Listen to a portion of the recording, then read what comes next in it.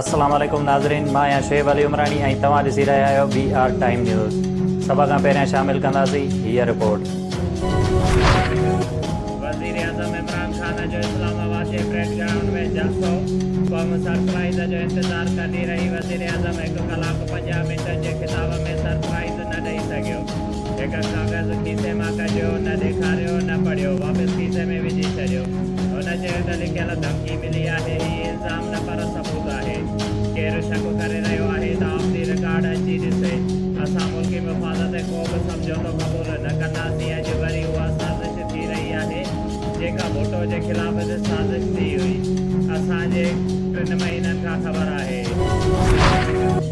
चवंदो हुयो त 10 लख माण्हू ईंदा, मगर 10,000 माण्हू न आया।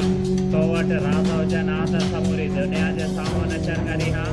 नून लीग जी रहनुमा मरियम नवाज़ जो गुजरांवाला में महांगाई मार्च खे ख़िताब कंदे चयो त इहो चवे थो त नवाज़ शरीफ़ लंदन में वेही लिकी लिकी मिलंदो आहे। नवाज़ शरीफ़ जे हिसाब मिलंदो आहे, मुल्क जे मफ़ाद लाइ मिलंदो आहे।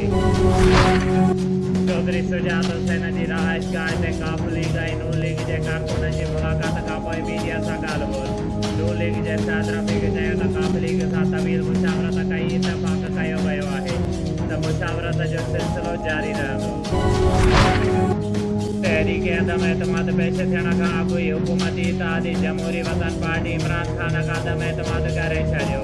शाहज़ैन भुट्टो पंहिंजी हिकु सीट वठी हुकूमत खां अलॻि थी वियो।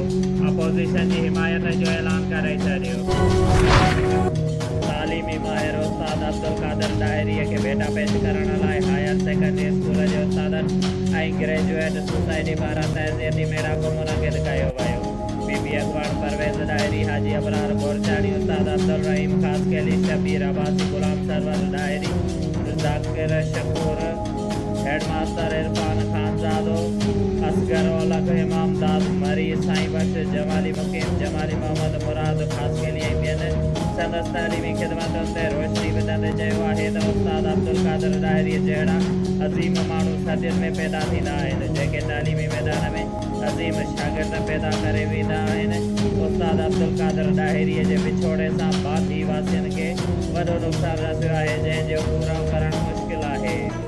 शुएब अली उमरानी खे ॾींदा इजाज़त। वधीक ख़बरुनि ऐं अपडेट्स लाइ ॾिसंदा रहो BR टाइम न्यूज़।